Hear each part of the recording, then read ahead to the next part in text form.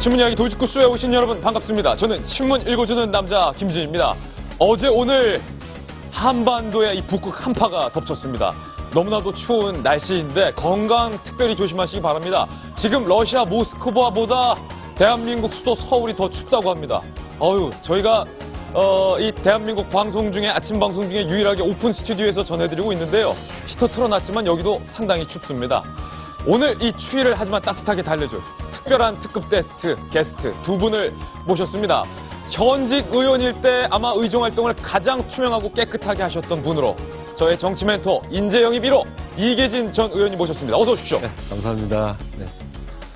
감사합니다. 네, 그리고 두 번째 특급 게스트 모셨습니다. 대한민국 범죄 심리 분석가 중에서 단연컨대 넘버원 이수정 교수님 모셨습니다. 어서 오십시오. 안녕하십니까. 네, 오늘 잘 부탁드립니다. 두 분의 특급 게스트 모시고 오늘 돌직구쇼 따뜻하게 힘차게 시작해보겠습니다. 먼저 오늘자 조간신문으로 문을 열겠습니다. 저와 함께 하시죠. 동아일보입니다. 오늘은 동아일보 사설부터 준비했습니다. 동아일보 사설 3개 중에 가장 먼저 있는 가장 중요한 A사설의 제목은 어제 있었던 문재인 대표의 기자회견을 이렇게 묻고 있습니다. 문재인 대표에게 묻네요. 문재인 대표. 사퇴회견이냐 아니면 대선 출사표이냐. 문재인 대표가 이 선대위가 안정되면 대표직에서 물러나겠다라고 밝혔지만 이른바 문재인의 사람들로 더불어민주당이 공고화되고 있다. 어제의 기자회견은 마치 대표 사퇴회견, 책임을 지고 통감하는 사퇴의 변이 아니라 대선을 출마하는 출사표 같았다. 동아일보는 오늘 묻고 있는 겁니다. 다음 신문입니다. 이번에 한국일보입니다. 네, 한국일보인데 한겨레 신문이 먼저 나왔습니다. 죄송합니다. 돌려보겠습니다. 한국일보 정치면입니다. 이 문재인 대표의 저격수로 알려진 조경태 의원이 더불어민주당을 탈당했습니다. 조경태 의원 그런데 새누리당 가는 거 아니냐? 라는 관측이 상당히 많습니다. 부산에서 3선 당선이라는 기염을 토해냈던 조경태 의원이 만약에 새누리당으로 간다면 문재인 대표 입장에서는 너무나도 뼈 아플 것 같습니다. 조경태 의원의 탈당 그 이후에 대해서 그리고 그 비하인드 스토리에 대해서 오늘 돌직구쇼에서 제대로 취재했습니다. 잠시 후 이야기 나눠보겠습니다. 다음 신문입니다. 이번엔 조선일보입니다. 조선일보 사회면에 실린 기사입니다. 막말 악습 못 버린 검사들 아직도 이러고 있네요. 사기당한 X의 이 미친 X 대한변호사협회 변협이 사상 처음으로 검사들을 평가한 평가 사례집을 내놨습니다. 총 65쪽의 분량인데 강압수사, 브로커 의심 사례 등등이 적나라하게 드러냈습니다. 물론 우수검사가 뽑히기도 했는데 그 검찰이 뽑은 우수검사 중에서 향은 검사가 우수자로 뽑히기도 했다고 합니다. 예나 지금이나 검찰 폐쇄적인 집단, 제 식구 감싸기 분위기 아직까지 여실히 남아있다. 변협이 밝힌 내용입니다. 다음 신문입니다. 이번엔 경향신문입니다. 경향신문 종합면에 실린 한 장의 사진인데요. 일본에서 사이드미러가 없는 자동차가 달린다고 합니다. 사이드미러가 없다면 어떻게 돼 있을까? 사이드미러가 아예 없어진 건 아니고요. 형태는 남아 있는데 여기에 카메라가 달려서 차량 내부의 모니터를 통해서 사이드 뒤에서 일어나고 있는 일이 영상으로 실시간으로 보여진다고 하는데 이럴 거면 그냥 사이드미러 보겠습니다. 다음 신문입니다. 이번엔 한겨레 신문입니다. 돌리면 나옵니다. 아까 먼저 나와 있었죠? 네, 한겨레 신문 가기 전에 서울신문이 먼저 붙어야 돼요. 서울신문 먼저 보죠. 일면. 네, 서울신문에 실린 일면 기사 모스크바. 추워서 입도 얼었습니다. 입뿐만 아니라 모스크바보다 추웠던 날 26종 충돌 사고가 났습니다. 왜 아니겠습니까? 눈이 많이 내린 전북 정읍시 호남고속도로 상행선 정읍휴게소 인근에서 26중 차량 충돌 사고가 발생을 했습니다. 추워서 그런지 오늘 신문 순서도 약간 뒤죽박죽입니다. 양해 부탁드립니다. 다음 신문입니다. 이번에 한겨레 신문입니다. 한겨레 신문 만평을 한번 소개해드리겠습니다. 아이고 조사장, 요즘 유행했던 드라마 막방을 했죠. 응답하라 1988이 아니라 안철수 의원표 응답하라 88억입니다. 교섭단체 시 국고 보조금으로 받을 수 있는 돈 88억. 20명의 현역 의원 정수를 채워야 되는데 조경태 의원 더불어민주당 탈당을 해서 반갑게 안철수 의원 아이고 조사장 했는데 이거 웬걸 새누리당 간답니다. 아이고 조사장. 다음 신문입니다. 이번엔 중앙일보인데요. 돌리면 나옵니다. 만평 잇따라 준비했습니다. 중앙만평입니다. 우주에서 거리로 간절히 바라면 국민이 도와줍니다. 박근혜 대통령 서명 운동하고 있는 모습인데 그 뒤로 청와대에서 총리부터 장관까지 우르르 펜 들고 쫓아나오고 있습니다. 서명에 동참한 것 빗대어서 오늘 중앙만평이 풍자를 했네요.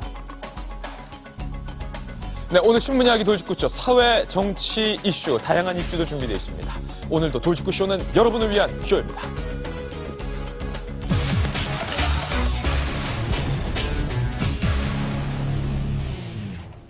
모스크바보다 더 추운 오늘 5천만 국민이 추위에 떨고 있는데요.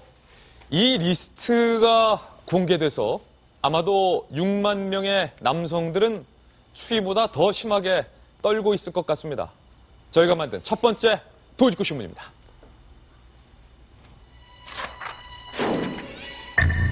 성매매 고객 리스트로 추정되는, 아직까지는 추정이라는 단어를 제가 썼습니다. 추정이 되는 고객 리스트가 무려 6만여 명의 명단이 공개가 된 건데요. 이 안에는 교수, 변호사, 의사, 심지어 경찰까지 있었습니다. 리스트 대략 이렇게 공개됐습니다. 6만여 명 성매매 리스트. 첫 번째, 엑셀표로 정리가 됐는데 날짜, 몇 월 며칠. 그리고 해당 남성의 전화번호가 0110XXXX 이렇게 나와 있고요. 이 남성이 성매매 여성과 만난 장소가 이렇게 적혀 있습니다. 논현동, 반포동, 역삼동 이렇게 나와 있고요. 그 남성들의 차량까지, 외제 차량의 종류까지 쓰여 있습니다. 어떤 남성은 아우디, B 남성은 혼다, C 남성은 BMW, 그리고 그 남성들의 직업은 약사, 변호사, 대딩, 여기서 대딩은 대학생이라는 얘기죠. 그 다음에 경찰 같음, 경찰 이렇게 되어 있습니다. 그리고 이 남성들이 만난 여성의 가명들까지 나와 있고요. 비고란에 이 남성들의 특징까지 묘사를 해놨는데 순진하다. 근데 그 두 번째 남성은 X자식이라고 해놨습니다. 성매매를 하고도 돈을 내지 않거나 아니면 악랄한 행위를 보였을 때 이 남성의 성향이 뭐 같다라고 분석까지 해놓은 겁니다. 소개, 그리고 경찰로 의심되는 사람은 과감하게 버리라는 내용까지 적혀 있습니다. 6만 명의 자세한 신상이 담긴 성매매 추정 리스트, 과연 어떤 사건인지 임순 변호사님께 먼저 여쭙겠습니다. 도대체 이게 무슨 일입니까? 하필이면 모 자식의 직업이 변호사입니까? 변호사. X자식 변호사였어요. 네. 예. 의사는 순진하다고 되어 있고요. 나 좀 경찰은 버리래요. 네. 여러모로 기분이 나쁜 그런 엑셀이었는데요. 저 엑셀이 지금 엄청난 파장이 나고 있습니다. 지금 성매수자로 보이는 사람들의 정확히는 66,385명인데요. 야, 그럼 거의 7만 명에 가깝다고 봐야 7만 명이죠. 예. 반올림하면 7만 명인데 이 명단이 경찰에 간 겁니다. 네. 이게 어떻게 간 거냐 하면은 한 컨설팅 전문 회사의 대표가 자신이 직접 엑셀로 만들어서 준 거라고 합니다. 예. 그럼 이 엑셀로 만든 이 자료는 어디서 구했느냐 하면은 누군가가 강남의 성매매업자가 노트 8권에 빼곡히 수기로 적은 거를 자신이 총 정리를 해서 아주 보기 좋게 엑셀로 만들어서 경찰에 갖다 준 겁니다. 이런 사건의 제보자군요. 그렇습니다. 근데 이거는 지금 보시다시피 그래서 지금 경찰은요, 일단 이 파일의 진위 여부와 그리고 그 노트를 어디서 구했는지 출처를 조사 중인데 예. 과연 이게 가짜일 가능성도 있거든요. 예. 근데 그거에 비해서는 뭐라고 할까요? 이 너무 특징, 자세해요. 차량 번호 이런 게 워낙에 자세하니까 예. 진짜인 쪽에 좀 무게가 실리고 있는데 그렇다면은 이 사람들은 어떻게 성매매업자들은 이 정보를 다 어떻게 얻었을까? 예.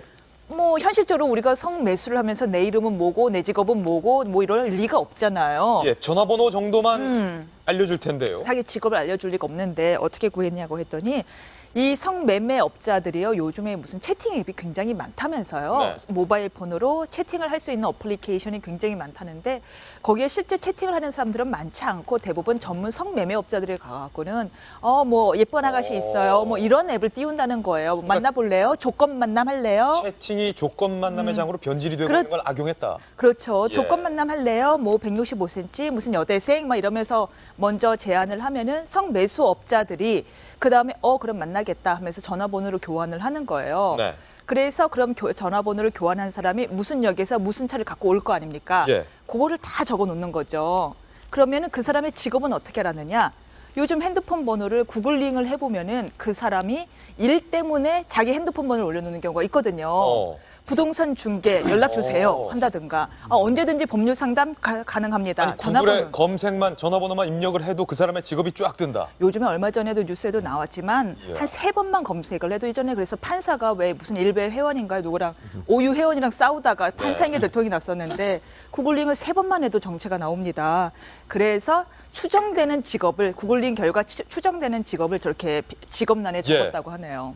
이 리스트를 경찰에게 제공한 6만여 명의 리스트를 세간에 공개한 제보자의 증언을 저희가 취재했습니다. 제보자는 뭐라고 말하는지 직접 한번 들어보시죠.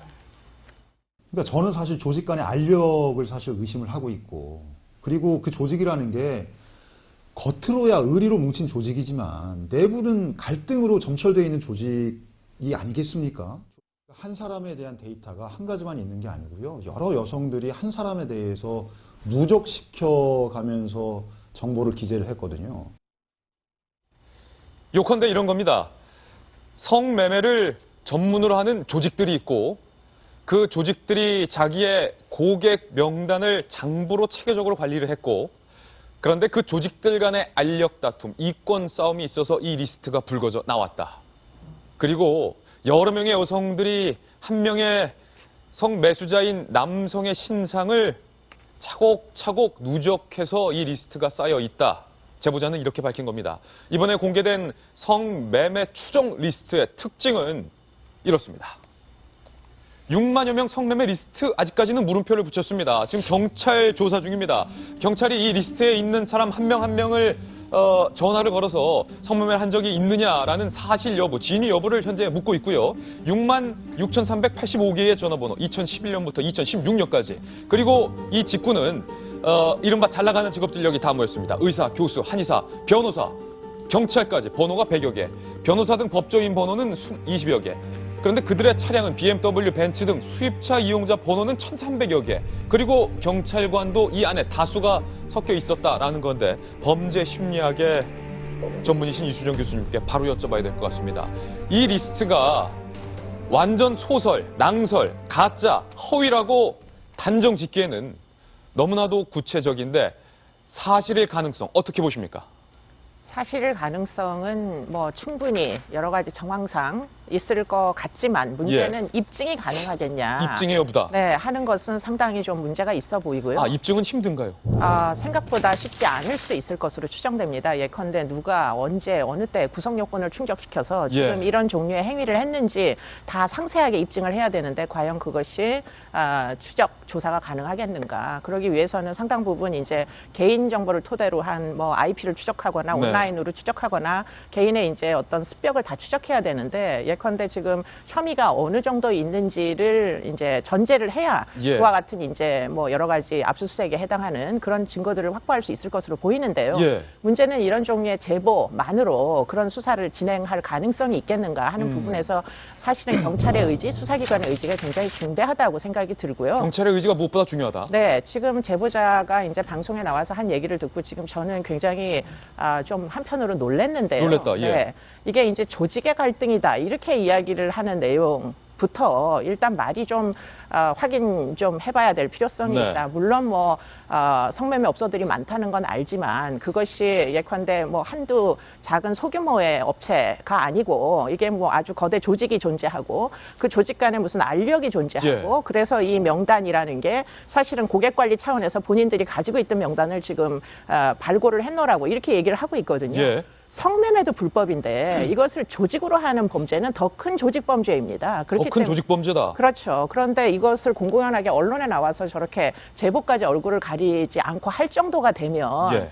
이것은 도대체 이게 법치국가인지 법치국가이냐? 네, 그러고 좀 보니까 상당히 그러네요. 좀 궁금증이 들 정도로 아주 예. 심각한 발언이라고 저는 생각이 들고요. 예. 지금 이 정도까지 되면 수사기관에서 압박감을 느끼지 않을 수 없을 것이고, 예. 예컨대 지금 이 방송을 보는 시청자들, 특히 이제 성매매와 뭐 직접적인 경험이 없는 저 같은 보통 사람들도 네. 아 이거는 대한민국 사회가 굉장히 불안하구나, 불안하다. 네, 하는 느낌을 지우기가 어렵습니다. 이수정 예. 교수님 말씀이 잠깐 첨언을 하자면 왜 입증이 어렵냐면 일단 당사자들이 자백을 안 하는 건 너무 당연할 뿐 아니라 부인할 것이다. 일단은 예. 발뺌을 하겠죠. 아, 저 아니라고 누가 내 거 도용한 거라고 이렇게 발뺌을 할 뿐만 아니라요. 뭐 차 번호가 있어도 자기 차 아니라고 딴 친구가 내 거 들고 갔다고 할 겁니다. 근데 더 큰 문제는 뭐냐면 부인을 하더라도 다른 증거가 있으면 되는데 그 가장 큰 증거는 성매도를 한 여성이 자백을 해주면 되거든요. 예. 맞습니다. 나 저 사람이랑 했습니다 하면 예. 되는데 우리나라 성매매 특별법이 지금 성을 판 사람이나 성을 산 사람이나 다 처벌을 하고 있기 때문에 둘 다 처벌을 하기 때문에. 그 여성도 자백을 할 가능성이 별로 많지가 않습니다. 예. 내가 처벌을 받으니까요. 근데 제가 검찰에서 제가 시보를 해볼 때 이 성매매 특별법으로 조사를 받는 사람들 보니까 근데 의외로 자백을 하는 사람들이 있어요. 아, 그렇습니까? 왜 자백을 하냐 하면요. 검찰에서 이렇게 나름의 거래를 합니다. 예. 왜냐면 소 한 장이 가잖아요. 성매매법 위반으로. 소 한 장을 보내겠다.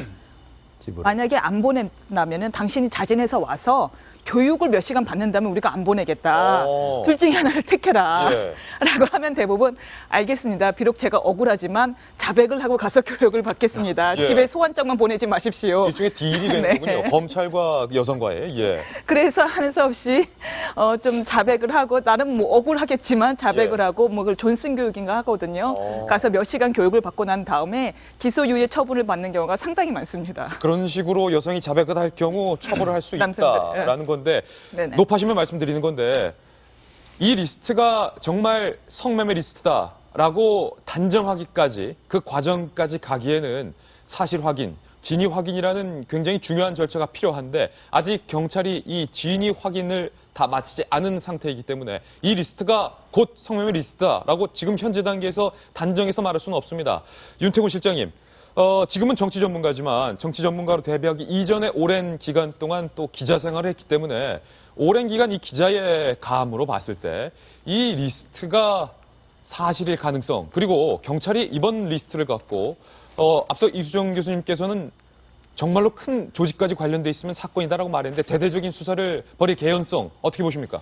제 추정에는요, 이 리스트가 말씀하신 대로 다 성매매 리스트라고는 단정을 못하지만은 예. 성매매 업자들이 모아온 리스트는 맞는 것 같습니다. 왜냐면요, 예. 우리 소설을 쓰려고 하면 한두 명은 소설로 쓸 수 있어요. 7만 명에 대해 가지고 전화번호를 상상속으로 다 지어내고 차량 번호를 지어내고 이건 힘들거든요. 그러니까 사실보다 거짓을 꾸미는 게 이건 더 힘들기 때문에 이건 사실보다 거짓을 꾸미는 게 더 힘든 단계다. 예를 들어서 100명 정도면은 제가 뭐 머릿속으로 마음대로 지어낼 수가 있겠지만 예. 6만 명을 어떻게 짓겠습니까? 그러니까 이게 하여튼 관련된 유관된 첩보를 모아놓은 건 맞는 것 같고요. 예. 두 가지 가능성이 있을 것 같아요. 앞서서 이제 입증이 어려울 거다라고 말씀하셨지만 저는 이제 약간 엉뚱한 비유인지 모르겠지만 위키릭스가 생각이 나더라고요. 예. 줄리안 어산지라는 사람이 이제 그 미국의 이제 대외적인 걸 폭로했지 않습니까? 이 예. 완전 파일로 우리나라 사람들도 거기 많이 나와요, 이야기가. 이 부분에 대해 가지고는 거의 사실로 받아지는데 각국의 공식 입장들은 모두 NCND입니다. 여기에 대해서는 뭐 인정도 안 하고 예, 인정도 안 이거에 한다. 대해서 코멘트 자체를 하지 못하겠다. 이런 식으로 가든지 이건 잘 풀렸을 경우고 두 번째는 그 김학의 전 법무차관 동영상 같은 경우에 동영상도 있었는데도 불구하고 아까 임 변호사님 말씀하신 것처럼 그 뭐 여성이 특정되지 않았다든지 이런 문제로 인해 가지고 법적 처벌까지는 안 간 걸로 전직 알고 법무부 있는데 차관의 경우. 예. 이 부분에 대해서도 증명을 하기는 정말로 어려울 것이다. 어려울 것이다. 이 비슷한 예가 많은데요. 작은 경우들은 있습니다. 지금도 여수에 보면은 그 한 유흥업소의 여자 실장이 이제 사망을 했는데 예. 이 업주가 이제 폭행을 한 것으로 밝혀져 가지고 이게 유착 관계 같은 게 드러나고 있거든요. 이게 도시 단계로 가면은 타블로이드 신문 같은 데 보면은 무슨 시, 공무원, 경찰 예. 덜덜덜 떨고 있나 지하철역 같은데 많이 보셨을 겁니다. 예. 많이 근데 봤어요. 그런 경우가 거의 뒤에 실제 처벌로 이어진 경우도 실제 처벌로 이어진 경우는 없다. 거의 없거든요. 이계진 전 의원님, 이게 말입니다. 대한민국이 법치국가이냐 이수영 교수님 말씀하셨는데 네. 성매매 추정 리스트에는 경찰이라고 분류되어 있는 남성의 수가 40여 명 정도 된다고 하는데 예. 이걸 어떻게 봐야 됩니까? 의사도 있고 뭐 대학 교수도 있다면서요. 근데 이렇게 추울 때 5천만이 벌벌 떨고 있는데 이분들은 더 덜덜 떨 거예요. 이분들은 더 떨고 있다. 떠는데 예. 경찰도 의사도 그다음에 교수도 다 인간이고 남성이고 그런데 특히 우리나라는 그런 분들이 연루되면 이렇게 화제예요. 근데 이제 술자리 논평식으로 얘기를 한다면은 예. 의사는 그들의 건강을 염려해서 갔을 수 있고 예. 경찰은 뭐 안전한데 무슨 문제가 없는가 안전성을 안전 문제 체크하러. 좀 보고 예. 그리고 교수는 그들의 어려운 처지에 좋은 얘기를 좀 해주기 위해서 갔지 않았을까. 예. 이런 우스개를 술판에서는 할 수 있을 것이다. 예. 대한민국에서 지금 이것이 이렇게 밝혀졌는데 성매매는 사실 옛날부터 아득한 옛날부터 지금까지 있어 왔고 앞으로도 있을 것이고 한동안 잠잠했던 것은 이렇게 밝혀지지 않아서 그렇지 인류 역사상 계속될 겁니다. 이게 현실이다. 예. 그래서 지난번에 법으로 만들었던 것에 대해서 찬반이 있지 않겠어요? 예. 그렇죠. 눌러서 되는 것이 있고 눌러서 안 되는 것이 있고 그렇습니다. 이 사회 전체에 인터넷을 보거나 몰거나 매춘에 관한 얘기, 포로에 관한 얘기인데 그래놓고 이런 사회 현상에 대해서는 욕을 하고 이게 책임이 누구한테 있습니까? 우리 모두에게 있는 겁니다. 예. 네. 앞서서 네. 의사는 건강을 체크해주러, 네.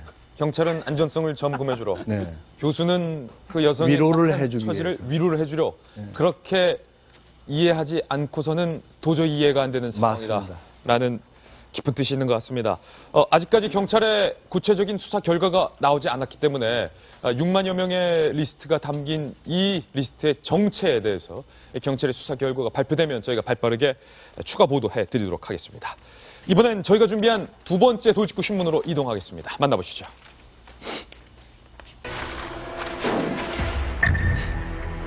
참으로 안타까운 사건입니다. 친아들, 폭행과 시신 훼손까지. 너무나도 끔찍한 이 사건. 많은 분들이 경악을 금치 못했을 텐데요. 오늘 새롭게 제기되고 새롭게 확인된 사실은 바로 이건데요. 친부와 친모 둘 다 새빨간 거짓말을 했다는 정황이 강하게 포착이 되었습니다. 친부와 친모는 태연하게 경찰과 국민을 그렇다면 속여온 셈입니다. 도대체 친모와 친부 어떤 새빨간 거짓말을 한 것으로 밝혀졌는지 제가 출력물을 준비했습니다. 아들 시신 훼손 사건 속속 드러나는 거짓말. 그 전말에 대해서 크게 네 가지로 저희가 준비했는데 첫 번째는요. 부검 결과 머리와 얼굴에서 맞은 흔적이 보인다. 그런데 더 중요한 것은 후두부, 그러니까 머리에 뇌진탕의 흔적이 의학적으로 전혀 검출되지 않는다는 겁니다. 첫 번째, 친부 최 씨의 거짓말이 여기서 드러난 겁니다. 최 씨는 아들을 끌고 목욕을 시키러 목욕탕으로 끌고 가다가 넘어져서 뇌진탕을 입었고 그 뒤에 아들이 뇌진탕으로 인해서 사망을 했다라고 진술을 해왔지만 아들의 시신 부검 결과 누군가에 의해서 강하게 맞은 폭행의 흔적은 있었지 뇌진탕의 흔적은 전혀 발견되지 않았다는 겁니다. 이수정 교수님. 이 부분인데 그렇다면 이 친부 최 씨가 새빨간 거짓말을 했다는 것 아닙니까? 이 어떻게 봐야 됩니까? 네, 뭐 거짓말인 게 지금 부검 결과로 입증이 됐다 이렇게 이제 볼 수가 있을 예. 것 같고요. 일단 맨 처음 진술은 목욕탕으로 목욕하기 싫어하는 애를 데리고 가다가 아이가 넘어졌다. 뭐 예. 본인이 밀었다거나 이런 진술 없이 넘어졌다. 이렇게 이야기를 했기 때문에 사실은 뇌진탕 흔적이 존재해야 합니다. 예. 그런데 부검 결과 그렇지 않다는 거. 그리고는 대신에 얼굴이나 또 머리에 맞은 흔적들이 있어서 그 상해가 남아있고 멍이 있었다. 결국에는 이제 폭행이 상당 부분 심각하게 아이가 사망에 이를 정도로 두부 쪽으로 폭행이 있었다. 이것을 입증한 결과라고 볼 수 있습니다. 그렇다면 이 친부 최 씨의 주장대로 사고사가 아니라 부친이 살인을 했을 가능성이 굉장히 높아지고 있는 네, 거군요. 상당히 높다고 보이는데요. 지금 뭐 정황상도 봐도 지금 아이가 4월 30일부터 학교를 안 간 이후에 한 3개월 정도는 생존해 있던 것이 여러 각도에서 추적이 됩니다. 예. 그런데 그 이후부터는 아예 이제 행적을 도대체 추적을 하지 못하는 단계로 들어서거든요. 예. 그렇기 때문에 지금 이제 뭐 사고가 있었노라고 이야기했던 시점, 예컨대 10월 이전에 이미 아이가 지금 머리에 여기서 증거로 나온 것처럼 머리나 얼굴에 심각한 두부 손상을 일으켜서 지금 이미 예. 뭐 이 세상 사람이 아니었던 거 아니냐 이런 의심을 하게 만드는 대목이라고 보입니다. 이 최 씨가 새빨간 거짓말로 경찰을 속여왔다. 결국 자신에게 적용될 살인죄를 피하기 위해서 거짓말을 한 것. 그럴 가능성까지 점쳐지고 있는데요. 두 번째 전말로 이동하겠습니다. 결석 2달, 석 달 뒤까지 최군이 살아있었던 것으로 조사 결과 드러났습니다. 살릴 기회가 충분히 있었다는 겁니다. 이 아들 최군의 병원 기록이 2012년 7월까지 발견됐습니다. 이 최군이 무엇 때문에 병원에 다쳐서 갔는지 아마도 친아버지 최 씨의 폭행 때문에 이 최군이 결석 뒤 석 달 뒤까지 병원에서 진료와 치료를 받았던 것으로 병원 진료부가 기록이 남아 있는데 문제는 2012년 7월 이후에 이 병원 기록이 끊겨 있다는 겁니다. 최 씨의 주장대로 사망을 한 시점이 11월이 아니라 7월과 11월 사이, 그러니까 더 빠르게 아들이 사망했을 가능성까지 현재 나오고 있는 겁니다. 아빠 최 씨의 두 번째 거짓말이 여기서 여실하게 드러나는 셈입니다. 세 번째 전말로 이동합니다. 문제는 아빠뿐이 아니었습니다. 친모 한 씨. 한 씨는 아들이 뇌진탕으로 쓰러진 직후에 친정에 가 있어라 라는 남편 최 씨의 제안대로 친정에 가 있어서 남편이 아들의 시신을 그렇게 잔인하게 훼손하는지 미처 알지 못했다 라고 진술했습니다. 그런데 이게 웬일일 건가요? 저희 채널A가 단독으로 취재한 결과 아내 한 씨와 아내 한 씨의 친정 부모님은 수년간 당시 연락을 끊고 지내왔던 것으로 확인이 됐습니다. 이 말은 아내 한 씨가 아들이 뇌진탕으로 쓰러졌다고 주장하는 시점 뒤에도 친정에 가지 않았던 것으로 취재 결과 드러났습니다. 그렇다면 한 씨는 친정이 아닌 어디에 가 있었던 걸까요? 아니 어쩌면 한 씨도 시신이 훼손되는 그 현장에 있었던 건 아닌가 하는 의구심이 드는 대목입니다. 이 교수님. 네. 두 번째 이 대목은 엄마의 거짓말입니다. 네, 그렇습니다. 지금 엄마까지도 지금 거짓말을 하는 것이 입증이 되고 있는 과정인 것으로 보이고요. 이 엄마는 본인은 아이의 죽음과 시신 훼손 과정을 전혀 몰랐다.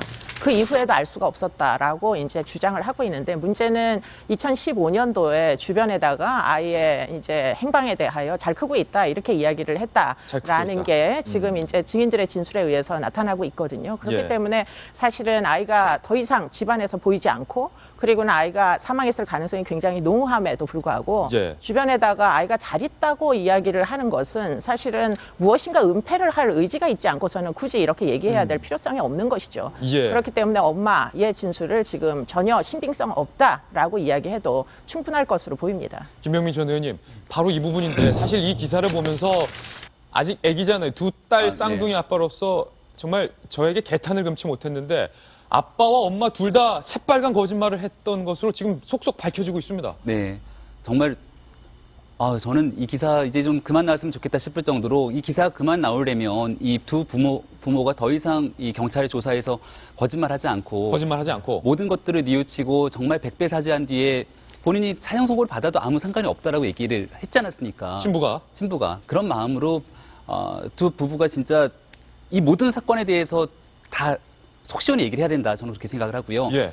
두 번째로 이 두 번째 있었던 게 저는 정말 너무나 가슴이 아픈데 2달, 그러니까 그해 여름, 2012년 여름에 살릴 기회가 있었다는 것 아니겠습니까? 저는 돌이켜 그때 2012년에 만약에 좀 회상해 보면은 여름까지 살아 있었다. 그 남자아이가 얼마나 무서웠을까 싶어요. 예. 사실상 학교를 4월 30일부터 못 나가게 된 상황이고, 그러고 나서 아빠랑 단둘이 있는데 만약에 아빠가 지속적으로 폭행을 하고 집에 가다 놨다라면 이 아이 입장에서 얼마나 무서웠을까. 근데 그런 아이를 위해서 사실 학교가 4월 달에 찾아왔던 거거든요. 예. 4월 말에 선생님들이 찾아왔는데 아무도 없었고, 그 법에서 명시된 바에 따라 갖고 주민센터 얘기를 했습니다. 찾아달라고. 근데 주민센터에서 이거를 묵살한 아무도 것으로? 처리하지 않았다는 거잖아요. 묵살한 것으로 드러나고 있어요. 그렇게만 정리를 해줬어도 그때 주민센터가 제대로 출동해서 나가갖고 실제 거주지를 확인만 제대로 했더라도 이 아이가 살 수 있는 가능성이 충분히 있지 않았을까라는 생각이 들거든요. 예. 저는 여기서 정말 우리 행정기관에 대한 문제 지적하지 않을 수 없습니다. 주민센터뿐만 아니라 여기서 가만히 법 위반자가 한 명 더 있습니다. 누구요?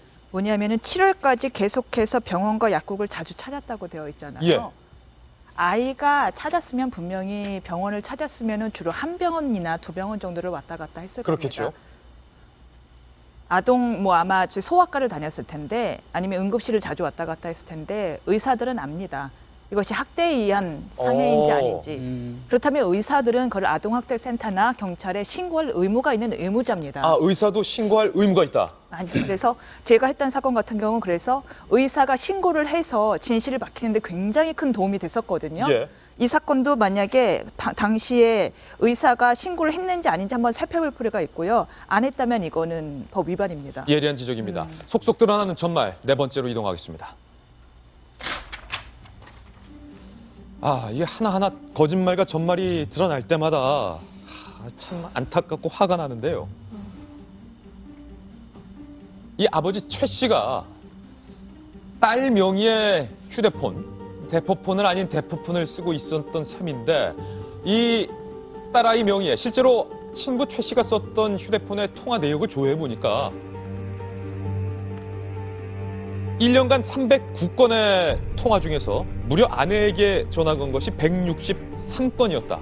그러니까 이 최 씨는 주로 아내와만 통화를 했던 은둔형 외톨이였던 것으로 드러나고 있는데 현재 경찰 조사에서 최 씨는 나는 사형받아도 된다. 하지만 내 부인과 딸 아이는 안 다쳤으면 좋겠다. 또 이렇게 말을 하고 있어서 이 최 씨의 심리 상태가요. 이 교수님 도대체 이게 어떤 심리 상태인지 저로서는 도저히 이해가 안 되는데 어떻게 분석을 해야 됩니까?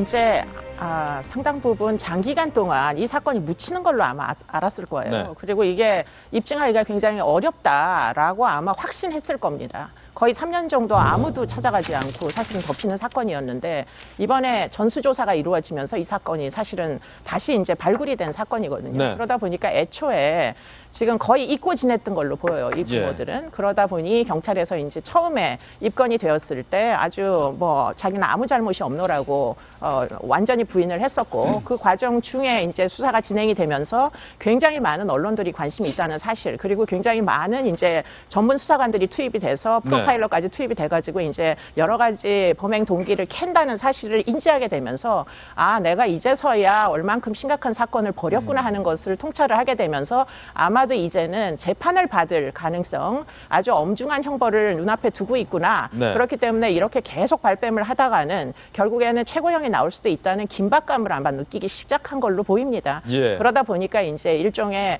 적정한 뭐 수사를 받고 재판을 받을 이제 염두에 둔 피의자들의 적정한 태도를 이제부터 보이기 시작하면서 예. 일종의 이런 종류의 이제 뭐 뉘우침 같은 거를 보여줘야 아무래도 조금 더 본인에게 유리한 형량이 나올 가능성이 있다는 생각 때문에 어릴 때 이제 학대받았던 사실부터 시작해가지고 예. 뭐 여러 가지 본인에게 유리한 진술들을 하고 있는 걸로 보이고요. 그리고는 이제 살인은 뭐 죽였다 이런 이제 고의성 여부는 부인하면서 나는 사형받아도 마땅하다. 사실은 서로 굉장히 불일치하는 무슨 내용? 예. 내용이죠. 그러나 이제 그렇게 사형받아도 마땅하다라고 이야기를 하는 것이 본인에게 득이 된다. 득이 재판 된다. 중에 그렇게 판단한 것으로 추정됩니다. 아니 이계진 의원님 예. 새빨간 거짓말, 친부와 친모의 새빨간 거짓말 그리고 앞서 했었던 그 발언들이 이른바 동종론을 재판 과정에서 얻기 위해서 자신의 형량을 줄이기 위한 의도된 발언이다. 저는 이 사건을 보고 지금 얘기를 들으면서 느끼는 것은 우리 사회에 잠재적인 최 씨가 얼마나 많겠는가. 잠재적인 최 씨. 그 귀여운 아이를 때려서 죽게 하고 또 그 시신을 훼손하고 이게 상상할 수 있는 일입니까? 예. 그러면 그게 이 사람만 그러냐? 우리 사회에 부모 되기는 쉽지만은 부모답기는 어렵다는 말, 이거 명심해야 됩니다. 그리고 선생님들이 가정방문하는 거 막았지요. 촌지받는다고. 예. 가정방문 하게 해야 되는 거예요. 부작용이 설사 좀 있더라도 이렇게 되는 것보다 부작용이 얼마나 더 크겠습니까? 구덕이 무서워서 장 못 담지 말고. 그렇죠. 선생님들이 이상하다 하면 좀 가보게 해야죠. 가정방문 교장 선생님한테 얘기하고 예. 얘는 이상하니까 가보겠다 하고 열심히 다녀야죠. 예. 잠재적인 최씨도 많고 정신병자 지금 너무나 많습니다. 멀쩡히 다니는 것 같은데 그 사람들이 아버지 되는 교육도 좀 받아야 되고요. 뭐 ME 저 가톨릭에서 ME 메리지 인카운터 뭐 그런 거 있는데 그런 교육도 받고 사회 교육 받아야 됩니다. 이계진 의원의 네. 말씀이 맞습니다. 네. 경찰의 조사 결과 행방 불명된 우리 아이들 중 예. 4명의 소재가 파악이 안 되고 있다라는 통계 수치 발표가 있었습니다. 이 4명이 이 최군과 같은 일을 겪지 않기를 지금으로서 간절히 바라보고요. 경찰이 이 4명의 신원에 대해서 제발 조사를 해주시기를 부탁드리겠습니다. 네, 이번에는 분위기를 조금 확 바꿔보겠습니다. 안타까움을 뒤로 하고 이번에 저희가 준비한 정치권 뉴스 본격적으로 짚어볼 텐데요. 오늘 제목을 좀 제가 달아봤습니다. 제목은 바로 야인시대. 유명한 드라마가 있었죠. 야인시대. 이 들 약자를 써서 들판에 지내는 거친 남자들의 이야기가 아니라 여당, 야당 할 때 야당. 야당의 주요 3인방 뉴스가 오늘 정치면의 탑 헤드라인입니다. 과연 누구일지 지금 바로 공개합니다. 자, 야인시대 3인 중에 첫 번째 야인을 공개합니다. 어제까지 야인이었는데 이제는 여인이 될 수도 있는 남자. 조경태 의원, 부산에서 내리 3선을 했던 부산의 막강한 표심을 쥐고 있는 조경태 의원이 20년간 몸담았던 민주당, 더불어민주당을 떠났습니다. 문재인 대표가 안 나가니 내가 나가야 된다라고 사퇴의 변을 밝혔는데요. 그런데 이 조경태 의원이 새누리당으로 입당할 가능성이 매우 높은 것으로 저희 채널A 취재 결과 드러났습니다. 조경태 의원 얘기를 먼저 들어볼 텐데 김병민 예. 의원님, 우리 채널A 정치부의 여당 반장인 류병수 기자가 어제 단독으로 취재한 내용에 따르면 친박에서 소위 조경태 의원을 당겼다, 땡겼다. 누가 땡긴 겁니까? 그 친박 중에서도 실세 중에 실세라고 불리는 윤상현 의원 얘기가 거론이 되더라고요. 예. 저는 기사를 통해서 사실 처음 어저께 조경태 의원 탈당 이후에 새누리당 행 얘기를 듣고서는 와, 이게 뭐지? 생각을 했는데 네. 가만 돌이켜 복기를 해보니까 예. 그 지역이 부산 사하구 아닙니까? 사후죠. 사하구 을 지역에 사을. 예, 거기에 이제 조경태 의원은 현역 국회의원으로 굳건하게 3선을 버티고 있으면 누군가가 새누리당에서 도전해야 되지 않습니까? 예. 그래서 지역을 관리하는 사람들을 우리는 소위 원외 당협위원장이라고 얘기를 합니다. 당협위원장이 뭐 차기 국회의원을 이어받을 사람, 당연히 뭐 조직 되죠. 예, 당이 조직 관리하는 총책이기 때문에 당연히 그 사람이 차기 출마자가 되는데요. 되게 아이러니한 건 작년 6월 달에 당협위원장 공모를 하고 나서 지금까지 임명을 안 하고 공석이었던 거예요. 어허. 그래서 야, 이게 설마 조경태 의원을 땡기는 과정을 벌써 작년부터 추진했던 거 아니냐라는 얘기들이 슬슬 나오고 있는 거죠. 그리고 그 당사자가 네. 친박 중에 친박, 대통령을 누나라고 부른다라고 네, 말씀하고 네. 다니는 윤상현 의원이다. 그게 맞아떨어지는 얘기인지 모르겠지만 굉장히 아이러니하고요. 어제 저는 또 굉장히 재밌는 장면 하나 봤던 게 이인재 의원이 두 팔 벌려 환영하더라고요. 이인재 의원이요. 선배네. 예, 예, 어려운 결정했다라고 얘기를 하는데 탈당 사실 선배네요. 피닉지라고도 불리우는 예. 이인재 의원 입장에서는 야, 이거 당적 바꾸는 거 아무것도 아니야. 라는 자신감을 심어준 게 아닌가라는 생각이 들고요. 내가 몇 번 해보니까 아니, 당적 아무- 바꾸는 건 쉬운 일이다. 그리고 예. 단순히 쉬웠어요? 당적만 바꾼 게 아니라요. 당적을 바꾸고 대성공을 이뤘습니다. 어허. 왜냐하면 지난번 최고위원 선거에 출마해갖고 당당하게 최고위원으로 딱 당선이 되지 않았습니까? 예. 그 당의 중진 의원으로 자리매김을 하고요. 또 소위 신박 중에 신박이라 그래서 이번 노동개혁할 때 노동개혁을 총괄하는 중책을 맡아가고 지금 저분이 그치 원래 새누리당이었지라는 생각이 예. 강하게 들 정도로 완전히 자리매김한 거죠. 이미지 변신에 성공을 한 여기서 거죠. 한 가지 얘기 드리고 싶은 게 우리가 이제 흔히 말하는 소장파라는 사람들이 있지 않습니까? 예. 조경태 의원도 대표적인 야당 내 소장파였죠. 근데 이게 초재선 의원들은 소장파로서 할 역할들이 있어요.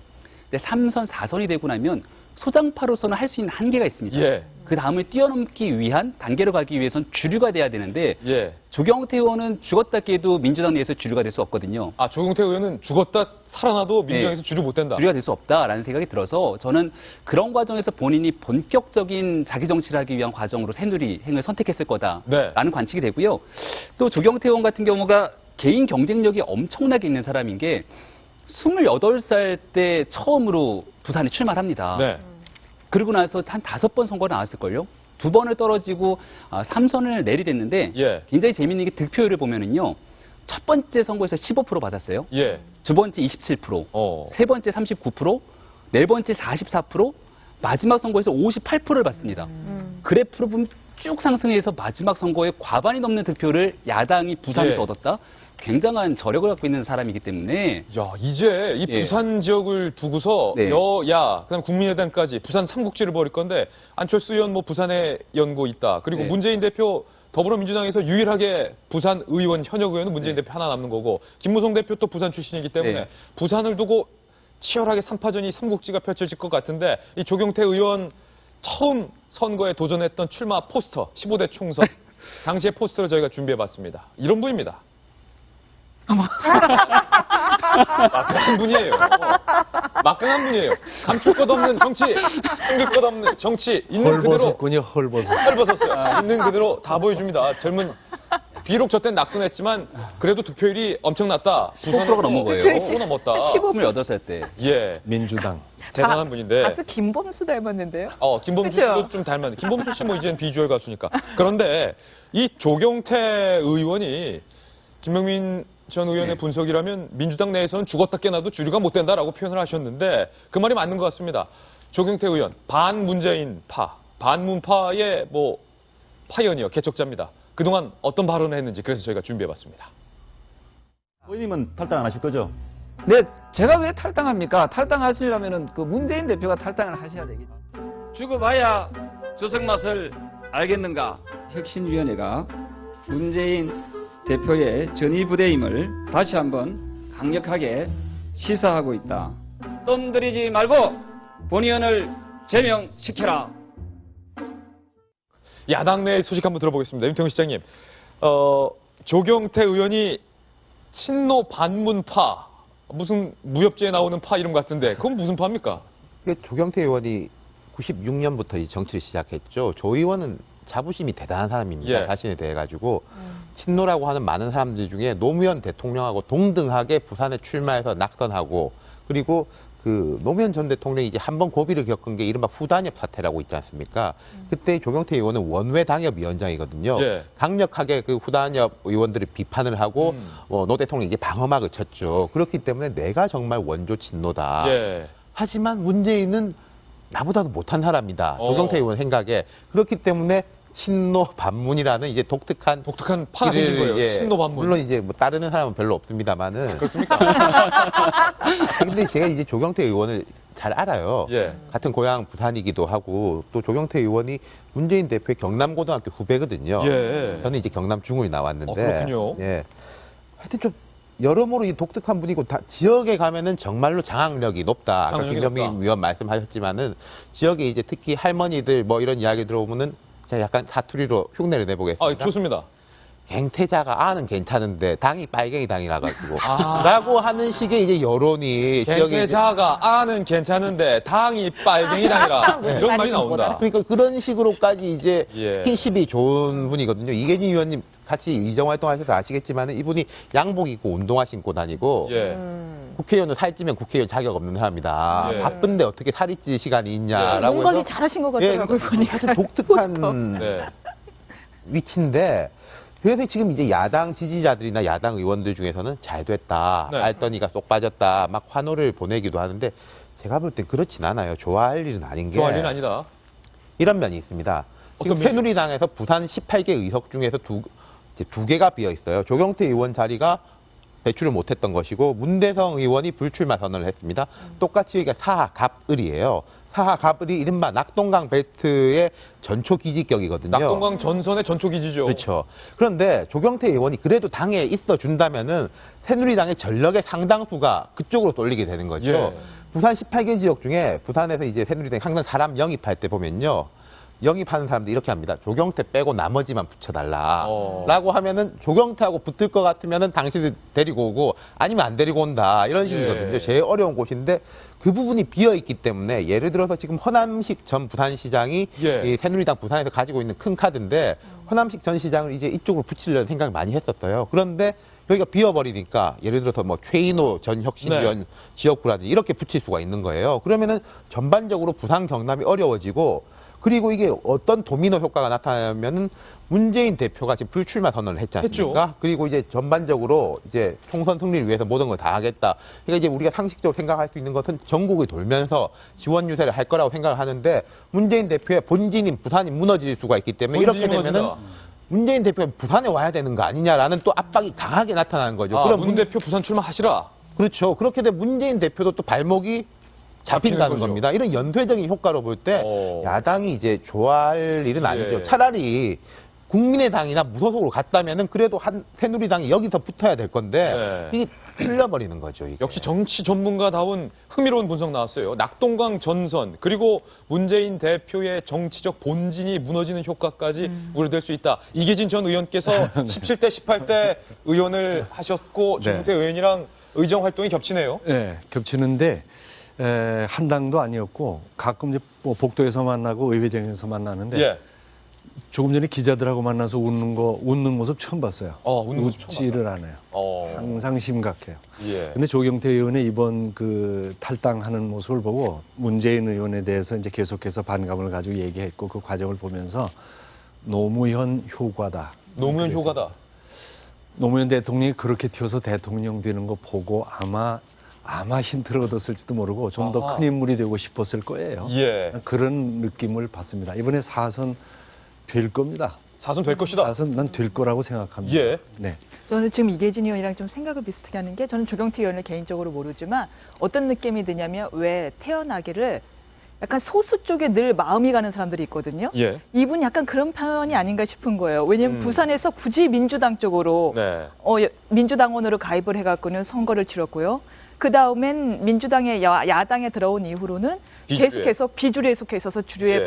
주류랑 반목을 했었고, 그러니까 본질적으로 약간 반골 기질이 있는 사람인 것 같은데 네. 당신의 성향을 자신도 제일 잘 알 거예요. 그런데 그 반골 기질을 야당보다는 오히려 지금의 여당이 반골 기질을 가진 사람도 끌어안고 최고위원도 시켜주고 하는 걸 보고 차라리 여당이 더 낫지 않나라는 선택을 했다고 저는 생각합니다. 도민의 효과. 튀면 예. 대통령 될 수 있다는 노무현 효과가 크다. 그거예요. 노무현 효과도 있다. 네. 도민의 효과. 뭐 네. 효과가 지금 난무하고 있는데 과연 네. 문재인 대표가 이번 총선에 대해서 부산 출마를 강하게 요구받게 될 때 문재인 대표의 선택은 어떻게 될지도 궁금해집니다. 야인 시대 함께 계십니다. 두 번째 야인으로 이동합니다. 가장 가슴이 아픈 분은 아마도 문재인 대표일 겁니다. 아, 이거 앞으로 어떡하지? 셈법이 복잡해질 것 같은데 어제 일단 문재인 대표는 대표직에서 안정이 되면 물러나겠다라는 의사를 표명했습니다. 문재인 대표의 중요한 이른바 워딩을 직접 한번 들어보시죠. 선대위가 안정되는 대로 빠른 시간 안에 당 대표직에서 물러나겠습니다. 저는 김종인 위원장을 전폭적으로 신뢰하고 새로 구성될 선대위도 역할을 잘해 주실 것으로 믿습니다. 선대위로의 권한 이양을 신속하게 진행하고 백의종군하겠다는 각오입니다. 문재인 대표의 어제 신년 기자회견에 대해서 오늘 동아일보 사설은 문재인 대표에 대해서 이렇게 묻고 있습니다. 문재인 대표 사퇴 회견이냐 대선 출사표냐. 문재인 대표에게 동아일보 사설이 묻고 있는 건 제일 야당으로서 야권이 분열한 것에 대한 대표로서의 사죄, 대표로서의 책임의식은 전혀 찾아볼 수 없었다. 마치 너무나도 가뿐하게 대표직에서 물러나서 대선을 준비하겠다는 대선 출사표로 보인다. 문재인 대표에게 이렇게 묻고 있는 겁니다. 한나라당 대변인 출신이고 본인을 이제 웃을 소자, 웃음 소자를 해서 대변인들끼리 싸우지 말자, 웃고 네. 지내자, 나는 소변이다. 네. 라고 말씀하셨던 소변이다. 이해찬 전 소변인께서 그 부탁드립니다. 문재인 대표하고는 의정 활동을 같이 해본 적 없습니다만 훌륭하고 똑똑한 분인데 예. 이번에 그 일련의 사태의 처신을 보면서 느낀 게 참 과감하지 못한 분이었네라는 생각이 드는데 지금 그만둔다 그랬잖아요. 예.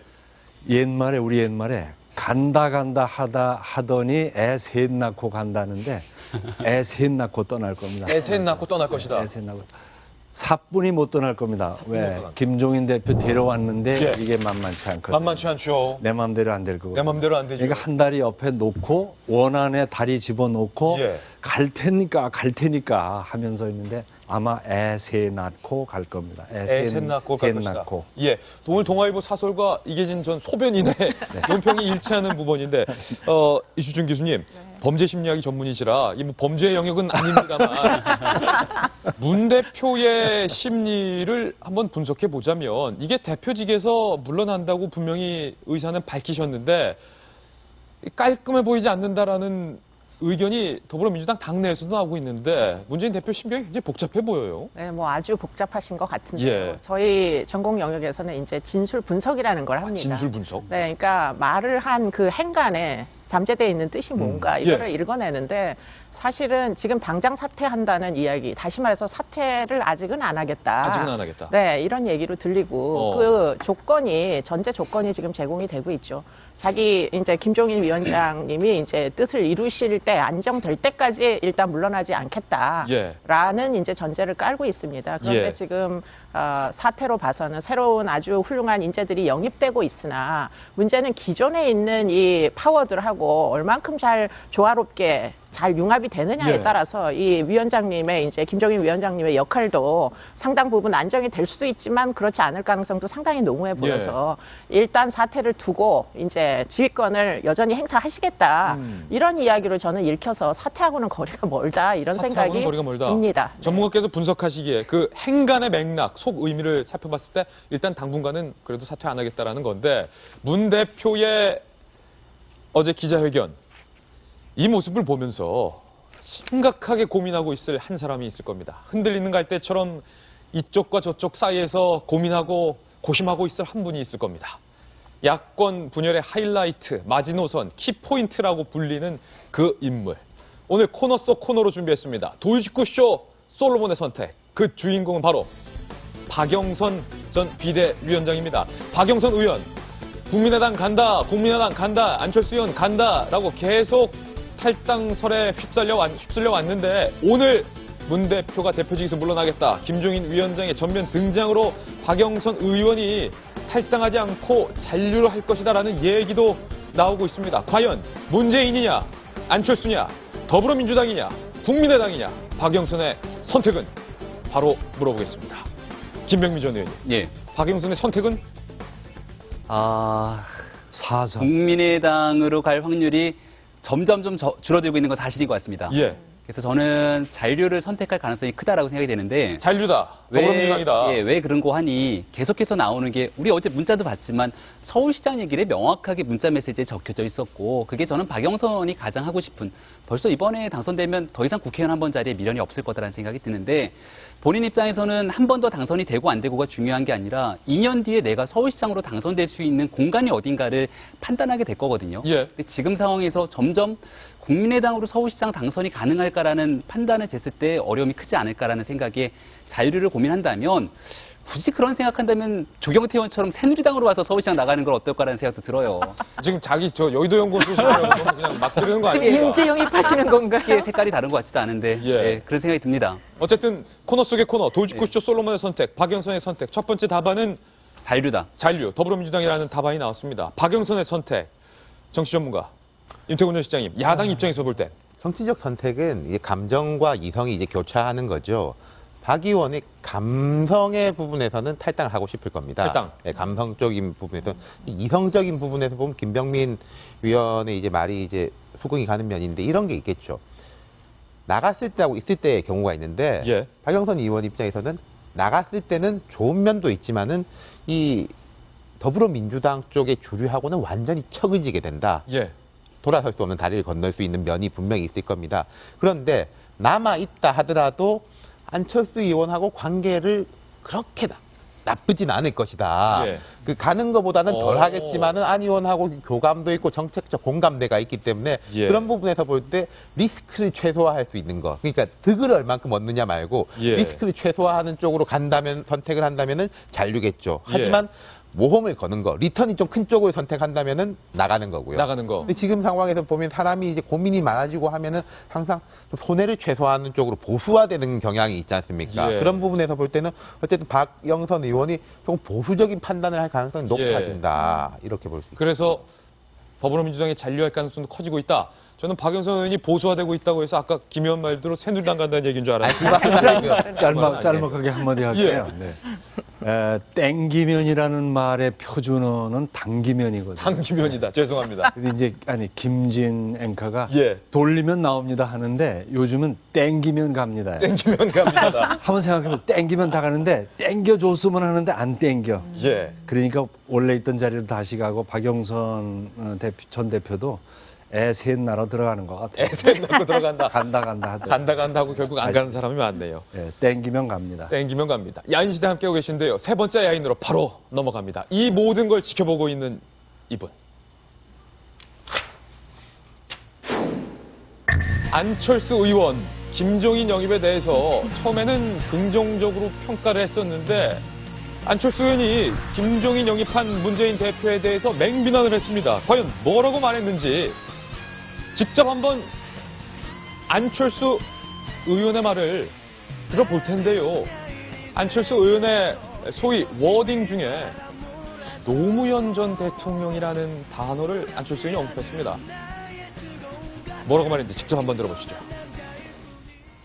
원칙 없는 승리를 택하겠다는 겁니다.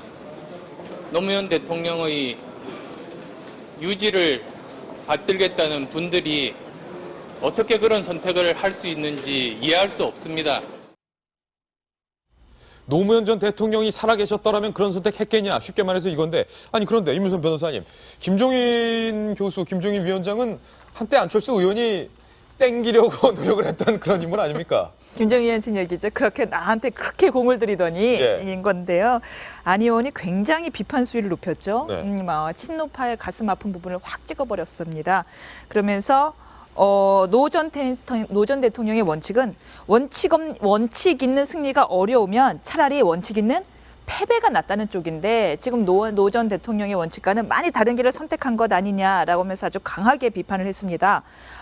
그러면서 그 다음에 이제 무슨 말을 했냐면은 김 위원장의 전력을 보면 도대체 나에게 왜 새누리당의 프레임을 뒤집어 씌웠는지 이해할 수가 없다라는 말을 했는데 이거는 뭘 의미한 거냐면 예전에 문 대표가 안 의원한테 낡은 진보 청산 요구한 안 의원한테 이거는 새누리당이 우리 당을 규정짓는 프레임 아니냐 하면서 자신을 새누리당 당원처럼 취급한 거에 대한 이 뭐라고 해야 되나요? 마음 알이라고 해야 되나요? 앙금이 굉장히 오래 남아있구나 싶은 거를 알 수가 있었습니다. 예. 근데 한편은 지금 왜 갑자기 아까 전 얘기한 것처럼 처음에는 김종인 위원장 염이 뭐 이렇게 칭찬하는 것처럼마다 이렇게 비판의 수위를 높였느냐. 예. 이거는 지금 한상진 위원장이 자꾸만 연이름 말실수 때문에 지금 지지율이 떨어지고 있지 않습니까? 이거를 의식해서 이제 다시금 호남 민심 이탈이 심상치 않자 이 호남 민심을 다시 갖고 오고자 비난의 수위를 높였다라고 사람들은 분석하고 있네요. 저는 이렇게 봅니다. 안철수 의원이 조경태 의원이 탈당하고 새누리당까지 택하는 걸 보면서 안철수 의원이 굉장히 심리적으로 급하다. 안 의원이 급하다. 한겨레 신문 만평입니다. 앞서 소개해드렸지만 아이고 조사장 문재인 대표는 조경태 의원 나가든 말든 저기서 돗자리에 앉아 있는데 안철수 의원은 우리 쪽으로 오나 아이고 조사장 손 들었지만 조경태 의원 새누리 갈 수도 점점점. 그런데 그 위에 응답하라 1988이 아니라 응답하라 88억. 이제 교섭단체 20명을 이뤄서 국고 보조금 88억을 받을 수 있는 시점은 점점 다가오고 있어서 안철수 의원이 급하다. 증거 세 번째. 뇌물 혐의로 징역형을 받았던 징역 2년 6개월을 1심에서 선고받은 신하경 의원을 안철수 의원이 받아들였어요. 김 의원님. 예. 급하긴 급했나 봐요. 마음이 너무 급하죠. 안철수 의원이 이번에는 정말 큰 실수를 했고요. 자가당착에 빠졌다라고 생각하는 게요. 안철수 의원이 문재인 대표한테 10대 혁신안을 제안했습니다. 이거를 받을 거냐 안 받으면 나간다라고 했을 때 그 10대 혁신안의 두 번째 내용이 바로 이 내용이었어요. 예. 부패 혐의로 기소돼서 유죄 판결을 받거나 재판에 계류 중인 당원에 대해서는 즉시 당원권을 정지하고 당직은 물론 공직후보 자격심사 대상에서 배제해야 된다라고 얘기를 했습니다.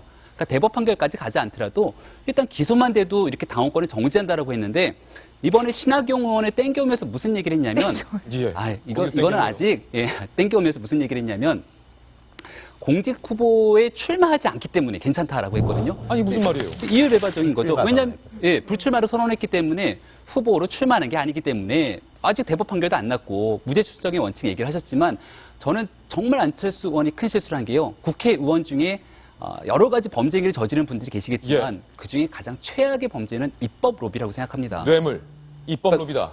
본인이 할 수 있는 최고의 국회의원으로서 할 수 있는 가장 중요한 역할이 법을 만드는 건데 그 법안을 만드는 거를 돈을 받고 만들었다? 이건 도대체 용납할 수가 없는 일이고요. 자격 미달이다. 자격 미달이고 마지막으로 그래서 이왕 땡겨 오셨잖아요. 예. 그럼 본인의 혁신안을 지키려면 땡겨 오셨으니까 당원 가입 시키고 당원권 정지시키면 약속은 지키는 것 같아요. 예. 바로. 예. 아니 땡겨왔긴 하지만 당원 자격을 그게 혁신안에 나와 있어요. 예, 정지시키고 혁신안 대로 그리고 해라. 대법 판결 나면은 다시 복권시켜드리면 됩니다. 김병민 의원이 돌직구 나갔는데 이게 자가당착입니다. 안철수 의원 스스로도 영 깔끔하지 못하니까 물론 정치적으로 배제 대상은 맞지만 불출마를 선언했기 때문에 공청장을 안 줘도 되는 대상이기 때문에 영입은 오케이다.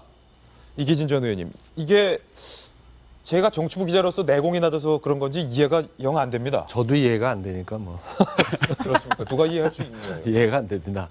그리고 안철수 지금 의원이 상당히 자기가 무슨 말을 하고 다니는지도 잘 모르는 것 같아요. 예. 그러니까 그때 그냥 나오는 대로 말하고 보니까 그것이 나중에 족쇄가 되고 이제 예. 그런 경우겠죠. 예. 근데 사실 그 안에 멤버들을 보면은 정말 백옥같이 깨끗하고 갓난아이처럼 순진무구하고 그런 사람이 어디 있겠습니까? 예. 다 전부 자기 계산을 갖고 정치적인 자기 생명 연장을 위해서 노력하는 사람들이 여기서 지금 찬 밥 가리고 더운 밥 가리고 하겠습니까? 예. 하다 보니까 이런 자가당착의 일이 생기는 거라고 생각합니다. 안철수 의원의 전 남자 윤태곤 시장님 어떻게 보십니까? 두 가지를 이야기해 볼게요. 신학용 의원에 대해 가지고는 안 의원이 왜 이런 역풍을 모르겠습니까? 네. 알겠죠. 그래서 이제 제가 볼 땐 주요 당직은 안 맡을 거로 보이는데 여기 숨겨져 있는 하나의 포인트가 뭐냐면은 손학규 전 대표입니다. 신학용 의원은 손 전 대표의 지금 국회 원내에 있는 손학규 계열의 좌장격으로 불리는 인물이거든요. 바로 신학용 의원이다. 예, 그러니까 이게 꼭 뭐 돈도 좋겠죠. 이제 뭐 그 국고 보조금 문제도 있겠지만은 이건 이제 손학규 전 대표에 대한 포석이라고 보는 게 손학규 대표를 거기도 땡기네요. 땡기기 위한 포석이다. 그런 예 그렇게 보시는 게 이제 한 가지 포인트가 있을 것 같고 김종인 위원장에 대한 공격을 하는 거는 또 이런 면이 있어요. 그 안철수 의원 주위에 원로급 인사들이 많았지 않습니까? 최장집, 뭐 윤여준, 장하성 이런 분들이 많은데 안 좋게 됐다가 다시 합치기도 하고 그랬는데 보통 다른 원로급 인사들은 뭐 내가 부족한 면도 많았다 이런 식으로 말을 많이 안 하시려고 하는데 김종인 이 위원장 같은 경우는 계속 돌직구를 날리셨었거든요. 안 의원에 대해서 오늘 뭐 중앙일보 인터뷰를 봐도 그렇고 뭐 그 사람 DNA가 어디 변하냐라고 하는데 근데 이제 또 김종인 위원의 약점은 뭐 국보의 전략보다 저는 이제 노무현 전 대통령 관계라고 보는데 중앙일보 인터뷰를 보면은 박근혜 대통령도 비판하고 노무현 전 대통령한테도 신자유주의자였다. 내 말 안 들어가지고 난 떠났다라고 했거든요. 근데 이거를 안철수 의원이 이야기할 필요는 있었을까? 제가 볼 때는 그 뭐 주위의 사람이라든지 뭐 하면 어땠을까 싶네요. 예, 숨겨진 포인트까지 짚어봤습니다. 요는 안철수 의원이 급하시긴 급하신 모양입니다. 광고 보고 저희 돌아오겠습니다. 잠깐만요. 네, 오늘 휘날의 기사 이 소식 준비했습니다. 너무 춥습니다. 꽁꽁 얼어붙었습니다. 모스크바보다 대한민국이 더 춥다고 하니까 말 다 했죠. 한파 폭설, 얼어붙은 한반도. 그런데 다음 주 초까지 이 한파가 계속된다고 합니다. 각별히 저체온증과 동상에 주의해야 될 것 같은데 이계지 전 의원님. 네. 더 추운 데서 오셨잖아요. 저 사는 데는 서울보다 한 3도 정도 더 추운데 문제는 그게 아니고 이렇게 춥다 하는데 황병산 꼭대기에 공군 사이트가 있습니다. 거기 전화를 해봤더니 어제 체감온도 영하 47도랍니다. 우리 장병들이 어떤 고생하는지, 예. 여러분의 가족이 얼마나 고생하는지 이거 박수 한번 보내주시고 응원. 박수 한번 치시죠. 예. 이 추위에도 나라를 지키는데 여념이 없는 우리의 청년들 다시 한번 감사의 말씀드립니다. 시청자분들도 건강 조심하시기 바랍니다. 오늘 저희가 준비한 소식 다 전해드렸습니다. 오늘 하루는 분명 어제보다 더 나을 겁니다. 좋은 하루 되십시오. 고맙습니다.